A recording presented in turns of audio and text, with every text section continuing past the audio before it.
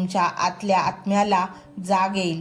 तुम्ही गेल्या काही काळापासून, कदाचित काही वर्षापासून एका अशा विचित्र तुमच्या आतल्या आत्म्याला जाग येईल। तुम्ही गेल्या काही काळापासून, कदाचित काही वर्षापासून एका अशा विचित्र चक्रव्यूहात अडकला आहात जिथून बाहेर पडण्याचा मार्ग तुम्हाला दिसत नाही आहे।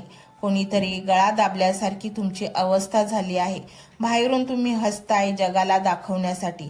तुम्ही खंबीर आहात नातलगांसमोर आणि मित्रांसमोर। तुम्ही असं दाखवताय की सर्व काही ठीक आहे, पण आतून तुम्ही पूर्णपणे कोलमडला आहात। रोज रात्री उशिरापर्यंत तुम्हाला झोप लागत नाही। विचारांचं काहूर माजलेलं असतं। उशिरा झोप लागली तरी पहाटे अचानक जाग येते आणि छातीत धडधड व्हायला लागते। माझं कसं होणार? ही आर्थिक समस्या कधी सुटणार? हे आजारपण कधी जाणार? माझ्या हक्काची माणसं मला का समजून घेत नाहीत? देवाला माझी दया का येत नाही? हे प्रश्न तुम्हाला आतून पोखरत आहेत। पण मंडळी, आज स्वामी तुम्हाला सांगू इच्छितात की बाळा, तू निवडला गेला आहेस, कारण तुझ्या सहनशीलतेचा अंत आता संपला आहे।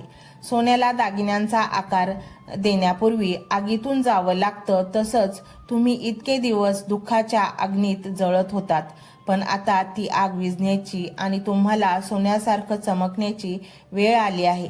स्वामींनी तुम्हाला यासाठी निवडलं आहे कारण तुमच्या मनाचा मोठेपणा आणि तुमची श्रद्धा या कठीण काळातही टिकून राहिली आहे।